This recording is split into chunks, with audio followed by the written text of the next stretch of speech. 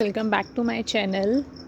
Today we have a new video and last video तक हमने वो पढ़ा था एक्टिव पॉलिसी एंड लोकीस्ट पॉलिसी के बारे में। तो अब से हम भारत के जो और अदर कंट्रीज़ के साथ और देशों के साथ जो भी रिलेशंस हैं, जैसे भारत के चीन के साथ, भारत के पाकिस्तान के साथ, अमेरिका के साथ या और भी जो भी पड़ोसी देश हैं उनके साथ साथ क्या क्या हैं, तो हम पर्टिकुलर एक देश के बारे में देखकर ऐसे इस चीज़ को कंप्लीट करेंगे। तो आज हम देखते हैं भारत के चीन के साथ संबंध कैसे हैं। तो भारत और चीन के ऊपर कुछ भी क्वेश्चन आएगा या भारत के चीन के साथ क्या संबंध है उस बारे में देखते हैं। तो अगर हम ऐतिहासिक और सांस्कृतिक संबंध देखें, तो अगर हम ऐतिहासिक और सांस्कृतिक संबंध, इसमें मैंने अलग अलग पॉइंट्स याद रखे हैं। स्वतंत्रता के साथ के बाद संबंध कैसे रहे, तिब्बत के जो मुद्दे रहे हैं वो क्या क्या रहे हैं, इनके में कौन से भारत और चीन के बीच में विवाद रहे हैं, पंचशील समझौता हुआ है उसके बारे में, या जो भी तिब्बत को लेकर विवाद है या और भी अदर जो विवाद है उनके सब के बारे में इसमें हम पढ़ेंगे। ठीक है, तो सबसे पहले हम देखेंगे ऐतिहासिक और सांस्कृतिक संबंध कैसे हैं भारत और चीन के मध्य। तो प्राचीन संबंध हैं, बहुत पुराने संबंध हैं। अगर हम 2000 साल पहले में भी देखें तो ये अधिक पुराने सांस्कृतिक और धार्मिक संबंध है। जैसे बौद्ध धर्म जो है वो चीन में भी है और भारत में भी है। तो इसमें मतलब ये एक बौद्ध धर्म एक लिंक है जो दोनों देशों में है। तो इससे में एक कहीं ना कहीं सांस्कृतिक और धार्मिक संबंध देखने को मिलते हैं। अगर 1947 में देखें जो ब्रुसेल्स है, जो दोनों देशों ने पश्चिमी साम्राज्यवाद के खिलाफ सहयोग पर जोर दिया है। तो 1927 के टाइम पे भी जो पश्चिमी साम्राज्यवाद था, मतलब साम्राज्यवाद में वही एक देश जो है दूसरे देश को उपनिवेश बना के उन पर अपना एकाधिकार स्थापित करके या अब उनका शोषण करते थे। ठीक है, तो इन सब चीज़ों के खिलाफ ब्रुसेल्स जो था उनके खिलाफ दोनों देशों ने पश्चिमी साम्राज्यवाद के खिलाफ जो है सहयोग किया। ऐसे 1931 में क्या हुआ, मंचूरिया पर जापानी हमला हुआ।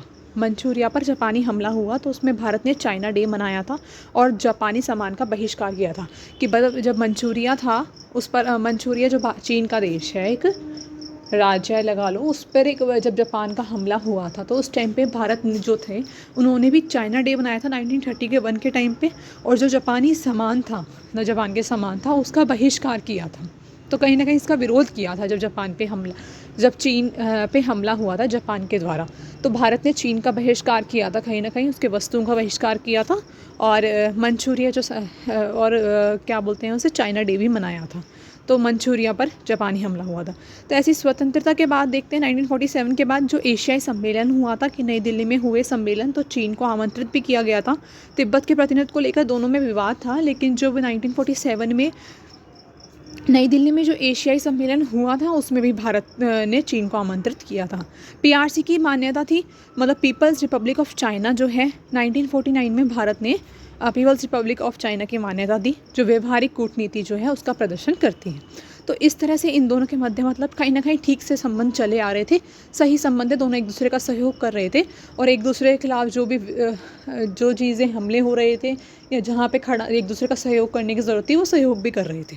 फिर है तिब्बत का मुद्दा देखें तो तिब्बत जो है अगर उसको ऐतिहासिक संदर्भ में देखेंगे तो तिब्बत जो है कभी चीन का हिस्सा माना गया और कभी ये स्वायत्त रहा, मतलब कभी तिब्बत को हम चीन का हिस्सा मान लेते हैं और कभी इसको एक अलग हिस्सा मानते हैं। भारत इसे बफर स्टेट मतलब एक संरक्षण क्षेत्र जो है उसके रूप में देखता है किसको, तिब्बत को। 1950 में चीन का हमला, मतलब चीन जो है उन्होंने तिब्बत को मुक्त करने के लिए सैन्य कार्रवाई शुरू की।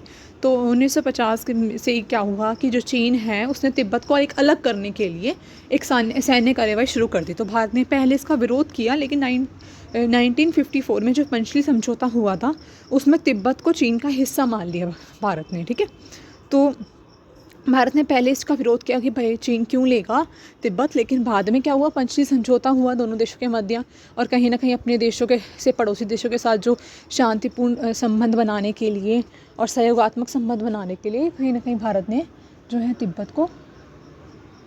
तिब्बत को चीन का हिस्सा मान लिया। इसके बाद हम देखें तो स्वायत्तता का अंत हुआ कि तिब्बत को पूर्णतः चीन में मिला लिया गया और भारत की जो नीति है उसकी आलोचना हुई। तो उसके बाद क्या हुआ, स्वायत्तता मतलब तिब्बत एक स्वायत्त राज्य रहा था, स्वायत्त देश रहा था, तो उसको अगर चीन में मिला लिया गया तो भारत की जो ये नीति थी इसकी कहीं ना कहीं आलोचना भी हुई थी। ठीक है, उसके बाद अगर हम पंचशील समझौता देखें जिसके तहत ये बुलाया गया, तो मैंने आपको पहले भी कराया है, वो है पंचशील समझौता। 5 सिद्धांत है इसमें।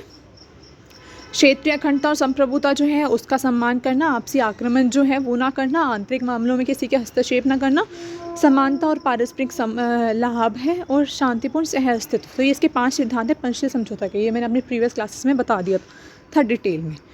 उसके बाद संबंधों में अगर हम प्रगति देखें तो भारत ने तिब्बत में अपने विशेष अधिकारों को त्याग दिया। तो भारत के जो विशेष अधिकार थे तिब्बत में उसको त्याग दिया, जैसे पोस्टल टेलीग्राफ या जो सैन्य उपस्थिति थी उसको त्याग दिया भारत ने। और हिंदी चीनी भाई भाई के दौर की शुरुआत कहीं ना कहीं यहाँ से देखी जाती है, जब भारत ने तिब्बत को चीन का हिस्सा मान लिया। तो उसके बाद से हिंदी चीनी भाई भाई जो है के दौर की शुरुआत देखी जाती है। उसके बाद उभरते क्या क्या विवाद हुए हैं वो देखते हैं। सीमा को लेकर विवाद हुआ है। सीमा विवाद 1958 में जो चीनी नक्शों में है उसमें भारतीय क्षेत्रों मतलब अक्साई चीन को, अरुणाचल प्रदेश को और लद्दाख को चीन का हिस्सा दिखाया गया। तो भारत के विरोध पर चीन ने पुराने नक्शों का हवाला दिया। तो हुआ क्या था कि सीमा को लेकर विवाद है कि 1958 में, 54 तक तो ये चीज़ें तिब्बत वाला जो मैटर था वो तो सॉल्व हो गया था, लेकिन 58 में क्या हुआ, जो चीन है उसने अपना जो जैसे नक्शे दिखाते हैं तो अपना जो नक्शा दिखाया उसमें अपना जो मैप दिखाया, अपनी कंट्री मैप जो दिखाते हैं उसमें उसने अक्साई जो चीन का इलाका है और अरुणाचल प्रदेश है और जो लद्दाख है जो कि भारत के इलाके हैं, इनको अपने क्षेत्र में सम्मिलित कर दिखाया, अपने चीन का हिस्सा दिखाया। तो भारत ने इसका विरोध किया तो चीन ने ये बात कही कि हमने ये में भी पुराना नक्शा दिखा दिया जो भी है, तो उसने इस चीज़ को ऐसे अवॉइड कर दिया। फिर तनाव की शुरुआत देखें तो 1954 से 58 का जो काल था वो मित्रता का था, मतलब तिब्बत के बाद मित्रता थी, लेकिन सीमा विवाद और विचारधारा को लेकर इनमें तनाव जो है वो धीरे धीरे बढ़ने लगते हैं। अगर हम मुख्य बिंदु इनमें देखें तो शुरुआती आशावाद था कि भारत और चीन ने पंचशील समझौते के जरिए दोस्ती की नींव रखी थी। दोनों ने पंचशील के दोस्ती की नींव रखी थी। तिब्बत पर जो चुनौती थी तो भारत ने तिब्बत पर चीन की संप्रभुता को मान्य थी, जिसकी आलोचना भी हुई थी, तो तिब्बत पर वो थी। उसके बाद अगर सीमा विवाद देखें तो नक्शे और भू क्षेत्रीय विवादों ने भी रिश्तों में दरार थोड़ी डाल दी। तो भारत और चीन के संबंधों में आदर्शवाद और वास्तविकता मतलब सीमा विवाद जो है कि टकराव का उदाहरण देखने को मिलता है। तो अगर तिब्बत में विद्रोह देखें तो तिब्बत में विद्रोह भी था और फिर भारत के चीन के साथ संबंध जो है वो देखते हैं आगे। तिब्बत में विद्रोह हुआ 1956 में खम्पा विद्रोह हुआ। तिब्बत में चीन के नियंत्रण के खिलाफ खम्पा जनजातियाँ जो थी उनका विद्रोह हुआ था। तो चीन ने इसे पुराने सामाजिक वर्ग और विदेशी हितों द्वारा प्रायोजित बताया। भारतीय जनमत इस पर ज़्यादा प्रतिक्रिया नहीं दे रहा था, लेकिन दलाई लामा के भारत आगमन की स्थिति जो थी वो बदल गई थी। तो 1956 में क्या हुआ, जो तिब्बत में रहने वाली जो खम्पा जनजातियाँ थी उन्होंने विद्रोह कर दिया। तो जो चीन ने है इस विद्रोह का कारण क्या बताया कि जो पुराने सामाजिक वर्ग और जो विदेशी हित जो हैं उसके द्वारा प्रायोजित बताया कि मतलब विदेशी हित जो हैं वो ये चीज़ें प्रोवोक कर रहे हैं, ये बताया। लेकिन भारत ने इस चीज़ पर ज़्यादा रिएक्ट नहीं किया और कहीं ना कहीं फिर बाद में क्या हुआ, जो दलाई लामा थे उनका भारत आगमन हुआ। तो इससे क्या हुआ, दलाई लामा का भारत में आगमन, तो उससे स्थिति जो है इनकी में बिगड़ गई थी। 1959 में का ल्हासा विद्रोह भी था, एक ल्हासा विद्रोह भी था जो मार्च 1959 में तिब्बत की राजधानी ल्हासा में चीनी शासक के खिलाफ व्यापक विद्रोह हुआ। कि वहाँ पे जो चीन के शासक है, ल्हासा जो तिब्बत की राजधानी है, वहाँ पर जो चीन के शासक के खिलाफ भी विद्रोह देखा गया। जो चीन है, चीन ने इसे अमेरिका और ताइवान की साजिश करार दी कि चीन ने बात कही कि अमेरिका और ताइवान की साजिश है और चीनी सेना ने भारी इसका दमन किया, जिससे कि तिब्बत ने अपनी स्वायत्ता जो थी वहाँ पर खो दी। ठीक है, तो वही सेना ने इसका दमन किया, तो सेना वहाँ पे स्थापित कर दी, चीनी सेना वहाँ पे स्थापित कर दी गई चीनी शासकों के द्वारा। तो इसका मतलब वहाँ पे चीन ने जो तिब्बत की स्वायत्ता थी कहीं ना कहीं वो खो दी गई। उसके बाद दलाई लामा का प्लान देखें तो दलाई लामा भारत आए, भारत ने उन्हें राजनीतिक शरण दी। तो दलाई लामा भारत ने उनसे भारतीय भूमि पर चीन विरोधी गतिविधियों से बचने की सलाह दी। तो भारत जो थे वो दलाई लामा जो थे वो कहीं ना कहीं चीन का विरोध कर रहे थे, तो चीन के विरोधी उसमें ही वो भारत आए थे। लेकिन भारत ने जो भैया हर किसी का सम्मान करना या मेहमानों को जो शरण देना या आसपास के देखो उन चीज़ों के रहते जो दलाई लामा हैं उनको शरण तो दी थी, लेकिन क्या हुआ था, राजनीतिक उन्होंने शरण तो दी उन्हें, लेकिन उन्होंने ये बात कही कि तुम भारत की भूमि पर रहते हुए चीन के खिलाफ तुम ऐसा कुछ विद्रोह मत करो या कुछ भी चीन के खिलाफ मत कहो। तो वो चीज़ें भारत ने कही, लेकिन कहीं ना कहीं चीन को ये चीज़ ज़्यादा हिट कर गई कि दलाई लामा को भारत में शरण क्यों दी गई। तो भारत की प्रतिक्रिया क्या थी, भारत ने तिब्बत को चीन का हिस्सा माना, लेकिन तिब्बती की स्वायत्ता के लिए सहानुभूति भी व्यक्त की। मतलब तिब्बत का जो मैटर था उसमें भी अगर तिब्बतियों तिब्बती जो हैं उसमें जो चीनी शासक के खिलाफ़ अगर वो विद्रोह कर रहे हैं तो कहीं ना कहीं भारत ने वहाँ पर तिब्बतियों की स्वायत्ता के लिए और तिब्बतियों की स्वायत्ता के लिए सहानुभूति भी दिखाई, सिंपैथी भी दिखाई।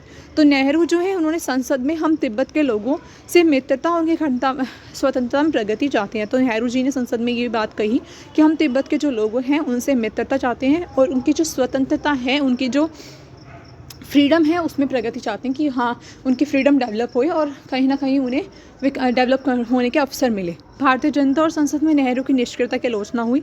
इस बात की भी आलोचना हुई कि भाई वही बात है, नेहरू जी ने इस पंछी समझौते पर हस्ताक्षर करने के बाद पंछी समझौते पर हस्ताक्षर किए थे और नेहरू जी के इस पंछी समझौते के तहत ही जो तिब्बत को जो है चीन का हिस्सा माना गया था। तो उसके बाद जब नेहरू ने यह बात कही तो उनकी आलोचना भी हुई। अगर सीमा विवाद की उत्पत्ति देखें और अगर हम देखें कि सीमा विवाद जो है वो कहाँ से और स्टार्ट हुआ, तो अक्साई चीन में एक सड़क का निर्माण। तो 1956 में 57 में जो चीन है उन्होंने अक्साई चीन में सड़क का निर्माण किया। तो यह सड़क जो थी पश्चिमी तिब्बत को चीन और सोवियत संघ से जोड़ने के लिए बनाई गई थी। जो पश्चिमी तिब्बत है उसको चीन से और सोवियत संघ से जोड़ने के लिए बनाई गई थी। ठीक है, भारत ने विरोध किया लेकिन चीन ने इसे खारिज कर दिया। तो भारत ने इस चीज़ का विरोध किया था कि अक्साई चीन में सड़क का जो निर्माण था, तो भारत ने इस चीज़ का विरोध किया था कि तुम पश्चिमी तिब्बत को जो है चीन को और सोवियत संघ के साथ जोड़ क्यों रहे हो। तो उसका भारत ने इसका विरोध किया लेकिन चीन ने इसे खारिज कर दिया।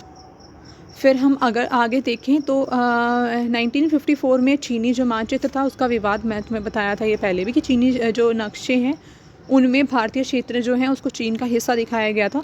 तो चाउन एंड लाई के उस टाइम पे हुआ था 1956 में। तो उन्होंने आश्वासन दिया था कि गलती सुधारी जाएगी।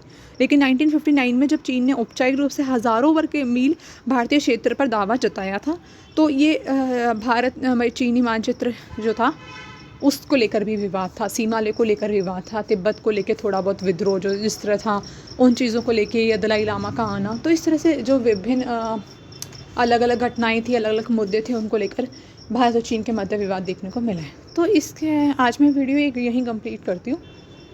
इसके आगे जो इसके बारे में और भी डाटा है मैं वो आपको जल्दी ही प्रोवाइड कराऊँगी। So thank you for watching, please make notes. और आपको नोट्स टेलीग्राम पे मिल जाएंगे। टेलीग्राम का जो लिंक है वो डिस्क्रिप्शन में है। तो please like, share and subscribe my channel. Thank you for watching.